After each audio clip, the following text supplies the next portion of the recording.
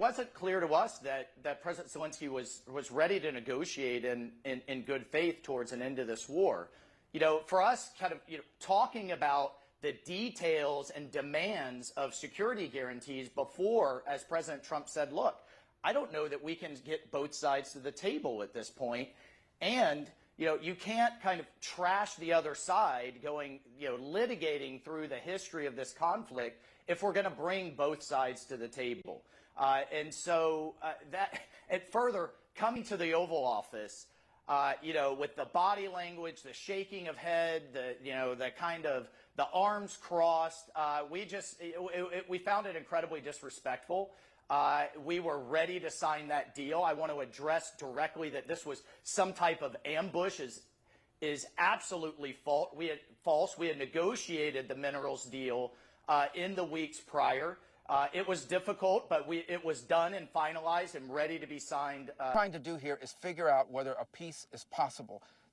All these other things that people keep bringing up, that'll have to be a part of a negotiation. Right now, there is no negotiation. Shouldn't we at least try to see if there is a way to end this war in a way that's acceptable to both sides and is enduring and sustainable? How is that a bad thing? I really am puzzled why anyone thinks that trying to be a peacemaker is a bad thing. It's only a bad thing when it's Donald Trump trying to do it. When it's President Trump, it's absurd to me.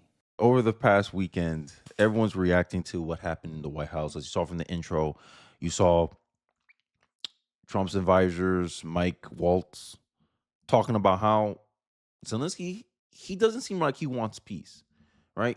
Zelensky came in like he wanted a certain outcome. It seemed like he wanted to be part of NATO, right? And a lot of things people use to justify us, aiding Ukraine, that was something that politically we wasn't even, how you say it, it was something out of the kindness of our hearts. I'll put it that way. Because officially, Ukraine isn't a part of NATO. So Article 5 or whatever article they have as the NATO agreement is not being validated because Ukraine is not officially a part of NATO. The Europeans, they want Ukraine to be part of NATO. And this is something that Putin has put out as, hey, this is the line where I'm going to start war if y'all do this. And the fact that there was talks, right? And in the ground, this is where Johnson and all these other Republicans are trying to push Zelensky to make sense, because everyone and their mama know that Zelensky was the one at fault for that whole conversation. If you watch the 50-minute clip, which I did, the 50-minute, the entire conversation, you can see that from the jump, Zelensky did not like where things was going. You don't believe me? Check out this clip of Trump talking about how he wants to be remembered as a peacemaker, and look how uncomfortable it seemed before they zoom in on Trump. Look how uncomfortable Zelensky looked about the question and how Trump solved the conversation. Let's take a look. I hope I'm going to be remembered as a peacemaker. This would be a great thing if we could do this. I'm doing this to save lives more than anything else. Second is to save a lot of money, but I consider that to be far less important.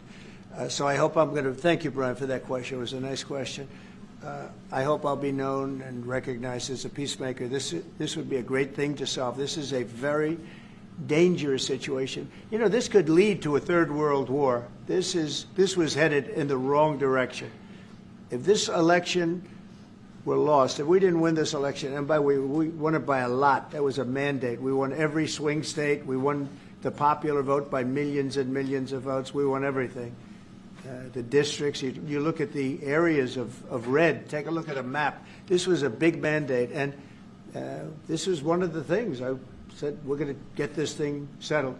If we didn't win, I think this could have very well ended up in a third world war. And that's what Donald Trump ran on. And it seemed like Europe and all these globalists, they don't seem to understand that, right? I saw somewhere on X, I think it was Matt Walsh post. Some guy came out against Matt Walsh saying that, you Americans need to stop being sensitive. And I'm saying this as a Brit. I don't give a damn what you think, Brit. You want us to continue giving us our money, right? Yeah, like the funny part about this stuff, and I want to kind of highlight this because I think it needs to be visible. President Trump explains exactly what Zelensky must do to restart talks with America. He got to say, I want peace. I don't want to fight a war any longer. How much more clear can Trump be? And this is something that it seems like the left has missed out. right? The American left and the globalist left, right? So he went on a little press tour saying that he wants to apologize to Donald Trump, and the specific of the deal is the mineral deal. It seems like he has a problem with that. So he tries to suggest that, oh, Ukrainians, we need reinsurance that the United States will guarantee or some type of security guarantee. And I'm like, okay, so like you not in a position, you don't have any leverage. And I think this is what a lot of people are trying to highlight here. Are Democrats advocating for World War III is a serious question based on their recent rhetoric. I haven't heard any of them came out and applaud the president for staying firm on ending this war. I haven't heard them come out and applaud the president for offering a ceasefire agreement. I haven't heard of them coming out and applauding the president for having talks with Russia. You know, we're in the crazy times when President Trump is leading advocate for peace. The guy said the guy said that it was Hitler and he's unfit to be president. I understand we all got caught up in our echo chambers, but this isn't the one, people. Claiming Trump is Putin's puppet is your echo chamber talking. Claiming Zelensky is a saint and innocent in all this is your echo chamber talking. Do not forget, as you read this message, another Ukrainian soldier was killed. How many more lines will it cost for people to put politics aside and demand an end to a war, to this war? And I think this is the sentiment of most Americans. And I think this is how Trump won, right? Here's the liberal. This is how out of touch liberal. This is what I'm talking about with the liberal echo chamber. Americans are showing up, scratch the American. Liberals are showing up in large numbers in Times Square in support of President Zelensky in Ukraine. Trump awoke a monster. The world really does seem to stand with Ukraine over Trump. Then they should have go on the planes, fly over to Ukraine to fight. It's so easy for these idiots to march while wearing blue and yellow, like you of M fans, but they probably don't know about the press gang rolling around Ukraine, snatching up young men to feed to the front lines. Leftists are monsters. Ship them efforts to Ukraine right now. Like, let's look at the critique. Glenn Greenwald, the 2024 election. One candidate vowed to indefinitely fund wars in Ukraine. Her name was Kamala. She lost. The other, Trump, vowed to stop U.S. funding and end the war. He won. A few Manhattan liberals idiotically wrapping themselves in a foreign flag doesn't change that. And this is my message to the world. If you're someone outside of the U.S. and you're mad about U.S.'s stance, you mad about what's going on here, the Americans don't give a damn. Because for some reason, these liberals, and this is California now, these people don't give a ish about Ukraine. They just jumping at any event to hit the streets to protest. Tomorrow it will be protect Elon Musk, or they will make up some BS or wait on a next random event to take place. They don't care about anything but causing chaos. And this is how we see this whole stuff. Okay, Steimer comes out. Oh, we're going to come out and support Ukraine. I'm like, okay, why? Why, Steimer? Why you want to come out? Hilarious. The unpopular Sir sorry guys if I mess up your prime minister's name. Kyle Steimer said that he would assemble a coalition of the willing in Ukraine, the phrase his Liberal Party and Bush used to invade Iraq. He also boasted that UK will put boots on the ground in Ukraine, but can only do so with strong US backing, aka you need our money. So even when UK come out here with their little tough talk, they still need to be backed by the US. Europeans, it seems like y'all can't stand on your own feet. But we're supposed to trust y'all into handling this yourselves.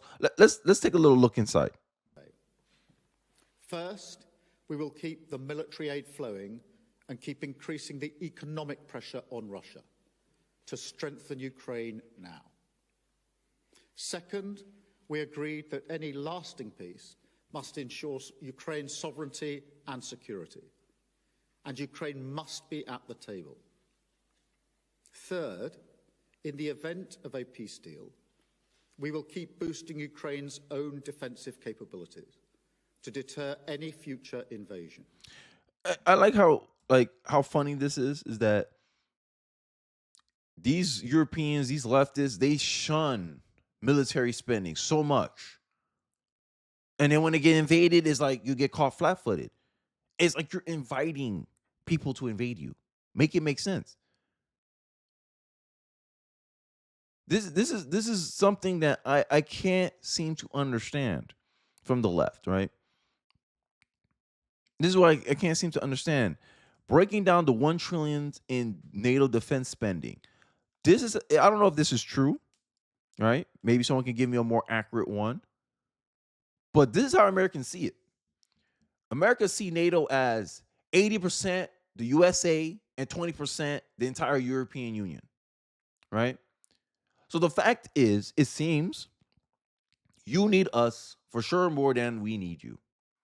And y'all making all these demands. Oh, let's show Americans that we can defend our own borders. Look at how much y'all spend in your military defense.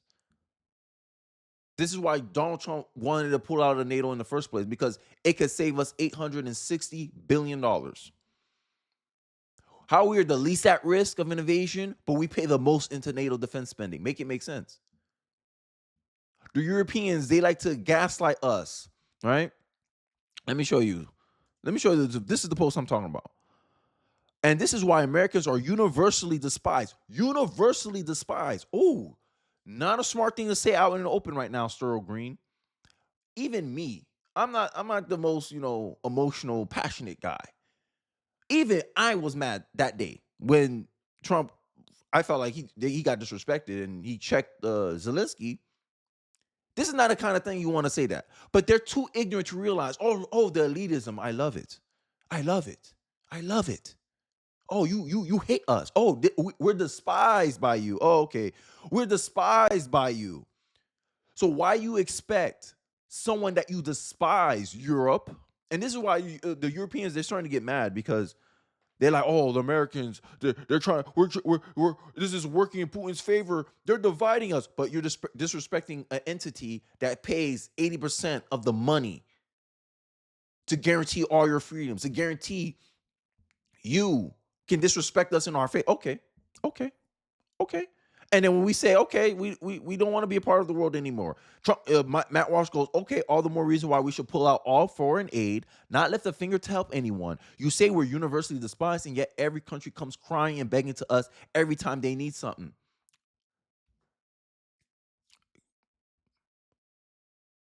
You think this is smart, Europeans? Okay, keep it up. Oh, you want to feign, oh, we're going to create this alliance. Yeah, okay.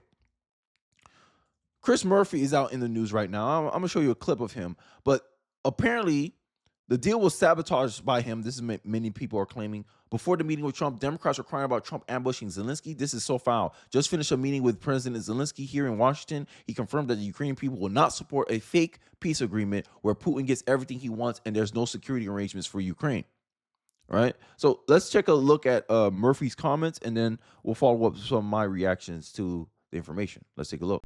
Every single day, you hear from the National Security Advisor, from the President of the United States, from his entire national security team, Kremlin talking points. For the last week, the White House has been pretending as if Ukraine started this war.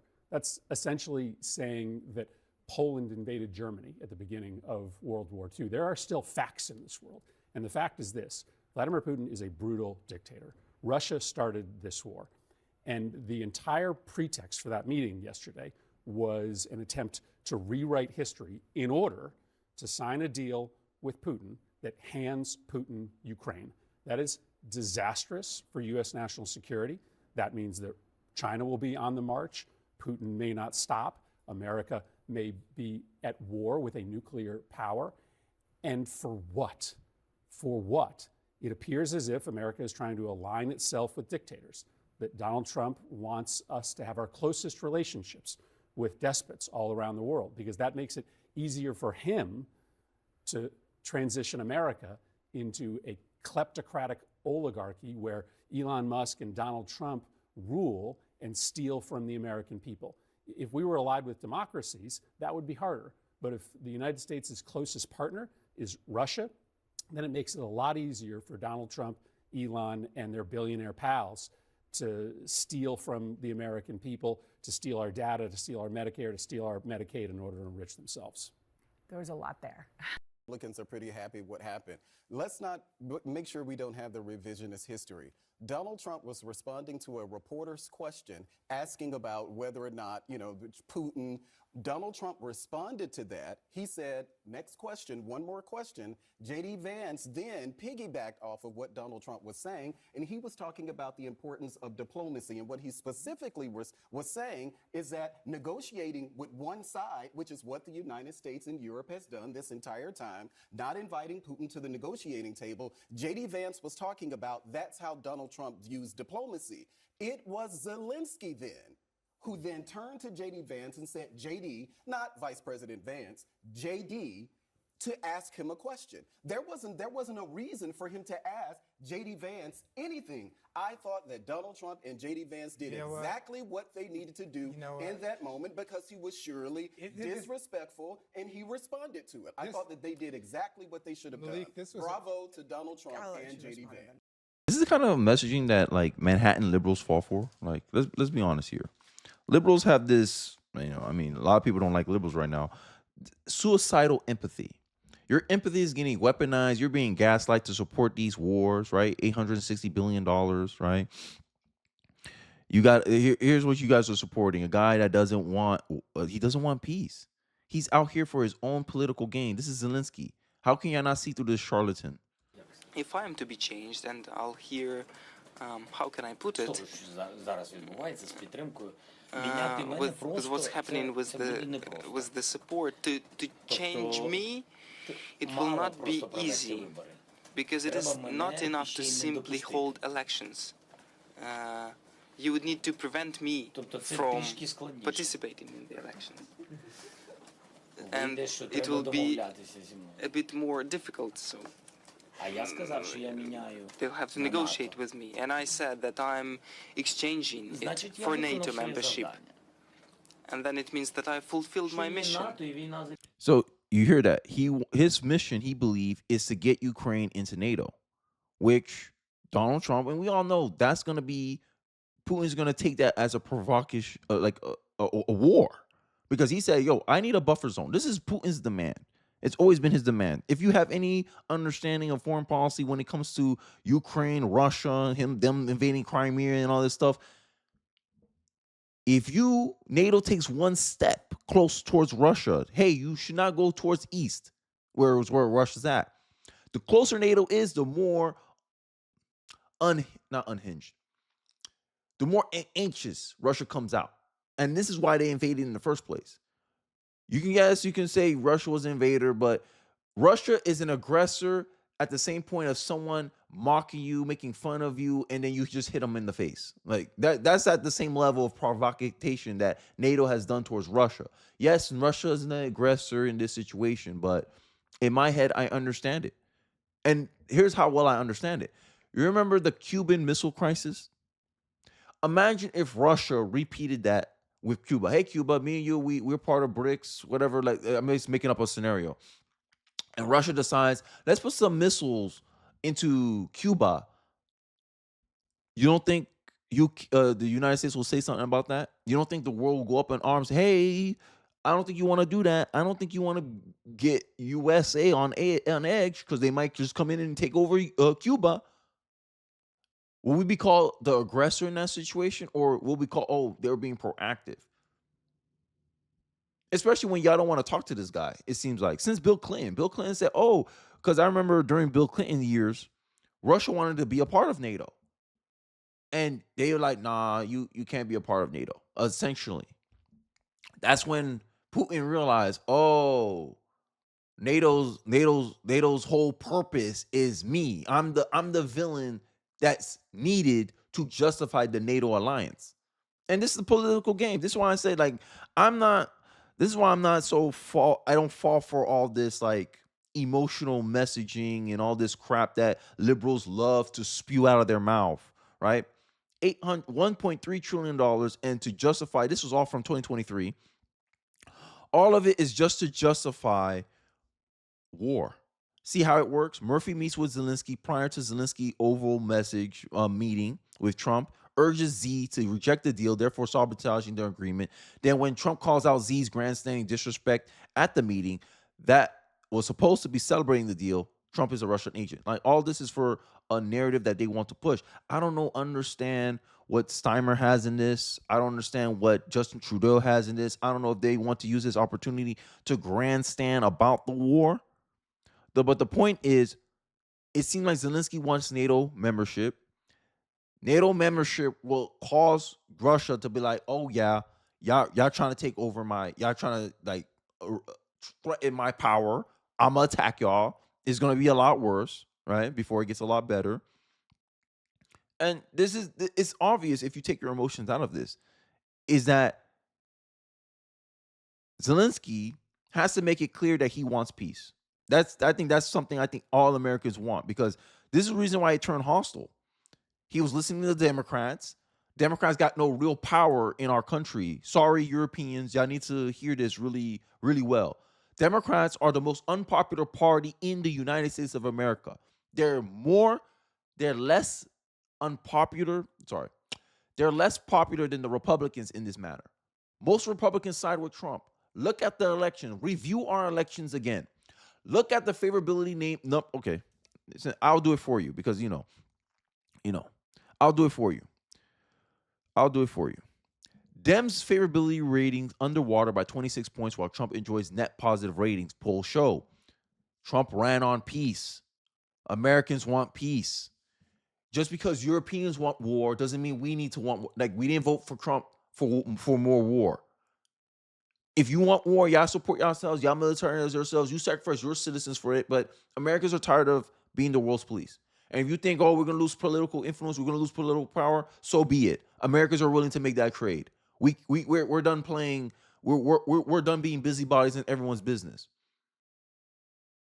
And I think this is something that a lot of these people don't seem to want to understand. Yet I know the meetings are going on right now, but you seem to suggest that it's up to the Ukrainians first to come forward and say yes? Well, look, after what happened on Friday, it's clear that we need to bring the United States and Ukraine back together again. And I think the first thing that President Zelensky can do is to make clear his commitment to the initiative that President Trump is taking. And yes, I do think it would be a good idea if he signed the economic and commercial deal put forward by the United States. And the reason I say that is, quite apart from the economic gain that Ukraine will derive from that, it will also give the United States a stake in Ukraine's future. It will mean that, so essentially that mineral deal is the security guarantee. But look how Zelensky framed it. He frames it as if, oh, I need more security. That is your security. Nothing screams more security than someone having a vested interest in your country still existing. Because without your country existing, that deal goes up in smoke. It gives the U.S. a incentive to defend Ukraine, right? And America gets a resource back. America gets something back for it. Win-win scenarios, win-win deal. That's fair, right? And this gives me back to my video that I want to react to. Rubio rips Stephanopoulos over UN resolution. If Trump was a Democrat, he'll win the Nobel Peace Prize. This guy, hey, I don't know why I think this is why they pay Stephanopoulos millions of dollars. He's always antagonistic to Republicans, right? He always wants to pretend like he's doing some real journalism. This is not real journalism. But this is how the left reacts to Republicans doing what they promise to do. Promises made, promises kept. No tax on tips, no tax on Social Security, and we put it in a bill. Let's go. Let's vote on it. Democrats vote all. We already know what's going to happen. And Europeans listening to any Democrat like Chris Murphy, the Democrat Party, they have no pulse on how Americans are actually feeling about the war. You see protesters in California, states dominated by liberals. That's the only states protesting. Now, you might have had something if it was in Florida. You might have had something if it was in Pennsylvania. But you don't see that there. Why don't they put out a poll? No, they want to show you, oh, look, Trump woke up a monster. Yeah, Manhattan liberals praising Ukraine. Duh. Liberals are the only people who put Ukrainian flags in their bio. Like, what are you talking about? Liberals are ashamed to be Americans. So Europeans, you're happy Or you're saying though, oh, look, there's Americans, America stand with Ukraine. But they're the Americans that have the least power. They're the Americans that hate America the most. These are the Americans that hate being American. You're happy you're getting their support. Yeah, okay. Yeah, okay. Their candidate didn't win the election for a reason. Democrats are the party that hates America, and everything they do puts America last. So if Democrats are supporting an initiative, usually it's not in the best interest of Americans. That's how most Americans see Democrats today. This is why Democrats' favorability rating is under the water. But Europe, you'll learn. Europe, you'll learn. So let's take a look at this conversation between George Stephanopoulos and Marco Rubio. Let me tell you. All right. So do you know what the United Nations resolution was? I'll tell you if you want to hear what it was. It basically said this has been a horrible war. It's time for it to end. The job of the UN is to bring about peace in the world. I thought that's what the UN was created to do, to stop wars and to prevent them. And that's what the resolution did. Was it antagonistic towards the Russians? No. Back to the point. But it also didn't praise the Russians. All it said is, this is a bad war. It needs to end. And by the way, at the Security Council, which has not been widely reported, the first resolution on Ukraine that has passed the Security Council in 3 years, passed this week because of the leadership of President Trump, and it's a resolution that says, bad war needs to end, let's bring the two sides together. That's what the resolution is. Again, what is the United Nations for? Isn't it not a forum to promote peace in the world? Shouldn't we all be happy that we have a president who's trying to stop wars and prevent them instead of start them? And I just don't get it. I really don't, other than the fact that it's Donald J. Trump. If this was a Democrat that was doing this, everyone would be saying, well, he's on his way to the Nobel Peace Prize. This is absurd. We are trying to end a war. You cannot end a war unless both sides come to the table, starting with the Russians. And that is the point the president has made. And we have to do whatever we can to try to bring them to the table to see if it's even possible. I'm not promising you it's possible. I'm not telling you it's 90% likely. I'm saying it's 0% likely if we don't get them to a negotiating table. And the sooner everyone grows up around here and figures out that this is a bad war that's heading in a bad direction with death and destruction and all kinds of dangers surrounding it that could spiral into a broader conflict, the sooner people grow up and realize that, I think the more progress we're going to be able to make. But the president's crystal clear. He campaigned on it, and he's going to govern on it. And that is, he is going to be a president that tries to achieve peace, and he has been very clear this is a war that would have never happened had Donald Trump been in the White House, and it needs to end, and we're going to do everything we can to end it in an enduring and sustainable and fair way. I mean, sounds like something reasonable. Every American saying yes. But for some reason, people in Europe, it's like they want Russia, like they want Russia gone. That's the ideal. They want somehow Russia to crumble. Like they want UK to come, the US to come in and destroy Russia. But wouldn't that cause World War III? Won't pushing Russia over the edge cause World War III? Like, I don't know. I haven't heard something sensible coming out of the Europeans or all this grandstanding they're doing. It to me is all this is just to make appearances. They just want to look good. But I digress. I think that I said enough over here. Let me know your thoughts in the comment section below. How you feel about the war? Giving it some time. Has your stances changed any at all? Or I don't know. I just think Democrats, liberals, they're not the people to listen to when it comes to stuff like this, because these are the people that hate being Americans the most, and it seems like they'll gravitate to anything to prove how they not like America. Like, I don't know. Let me know your thoughts in the comment section below. I'd like to hear your thoughts and your perspectives in the comment section below. Don't forget to like, comment, subscribe. Thank you for watching this video. Like the video if you feel so inclined. Also, share this video. It'll really help me out in the algorithm, and I'll catch you guys on the next one. Peace.